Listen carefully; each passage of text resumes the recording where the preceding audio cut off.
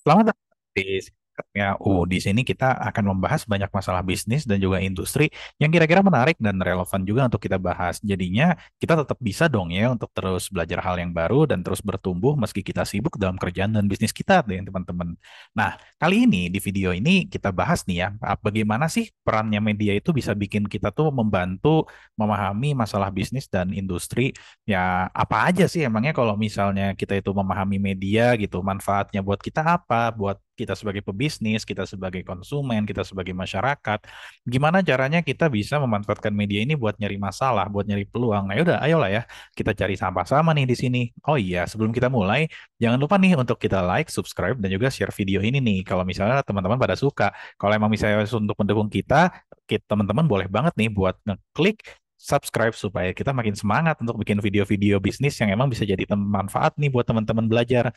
Nah, jadi pertama, emang iya gitu ya. Ya, intinya sih kalau kita bicara tentang media, media itu kan pada dasarnya adalah alat komunikasi yang digunakan untuk menyampaikan informasi, berbagi pendapat, hiburan, dan juga edukasi kepada publik. Media itu bisa jadi media cetak, elektronik, ataupun digital. Misalnya surat kabar, TV, radio, medsos, situs web, podcast, blog, apapun yang bisa menyampaikan opini, pandangan, dan juga apa yang kita pengen sampaikan kepada publik, pada dasarnya itu adalah media. Dan memang media ini tuh pegang peran penting banget dalam masalah bisnis dan industri gitu. Nah, terus emang ada contohnya. Nah, masalah bisnis dan industri pada dasarnya kan mencakup ya pada umumnya tantangan-tantangan dan peluang-peluang dari lini-lini bisnisnya, dari lini-lini value chain-nya, mulai dari masalah produksinya, distribusinya, konsumsi barang jasanya, termasuk sampai pemasarannya.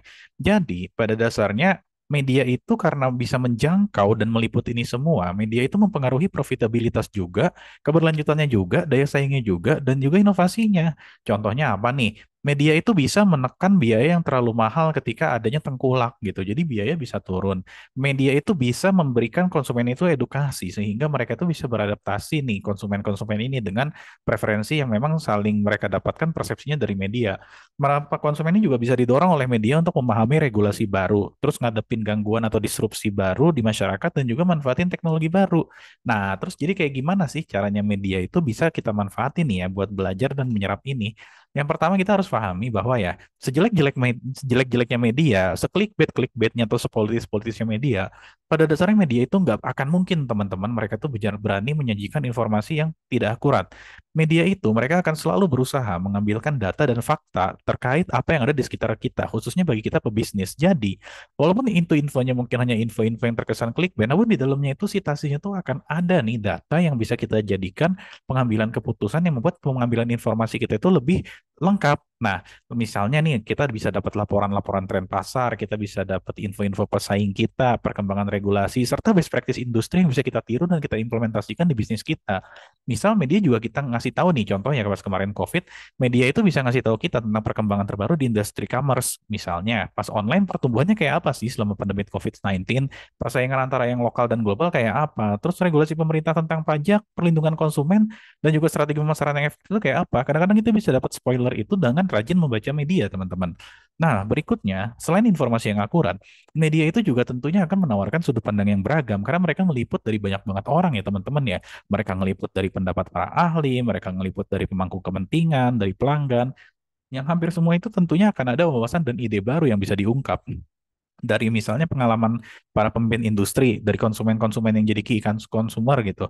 Nah, misal aja kalau misalnya contoh kemarin teman-teman sering banget kan tuh pas COVID tuh founder-founder startup Gojek tuh misalnya Nadiem Makarim sebelum dia dipilih jadi menteri gitu kan sebelum COVID itu sering banget kita dengar visi misinya untuk mengubah transportasi Indonesia gitu.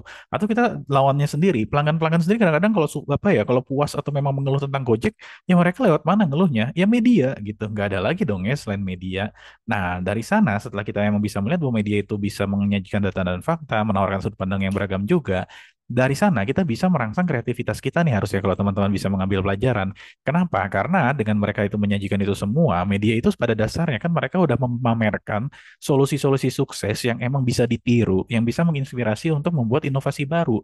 Cerita-cerita yang memang menyoroti pencapaian dalam penyelesaian masalah yang sulit atau menciptakan value baru di dalam market gitu. Media tuh bisa jadikan itu tuh konten-konten inspiratif untuk kita tiru, terutama kita entrepreneur muda yang saat ini kita masih belum berhasil nih menciptakan produk dan jasa yang bermanfaat.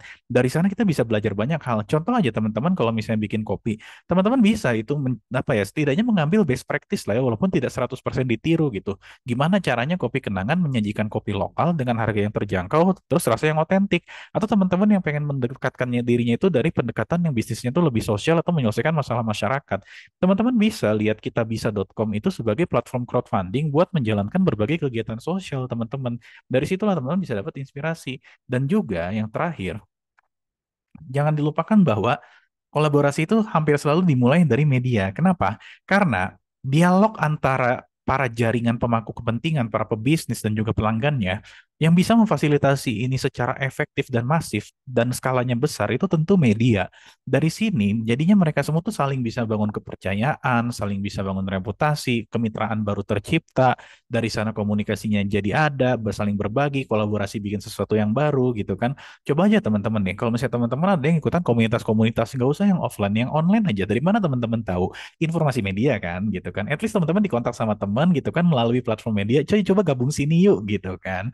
Nah, itu baru aja kalau misalnya teman-teman ikut grup Facebook atau forum online atau buat webinar gitu. Nah, dari sana aja kita udah bisa terdorong nih buat bangun kolaborasi. Dari bangun kolaborasi itu dimulai dari bertukar informasi, bertukar pendapat, saling berbagi saran, kita ketemu orang-orang yang punya minat sama, tujuan yang sama, dan kita bisa berkembang dari sana, teman-teman.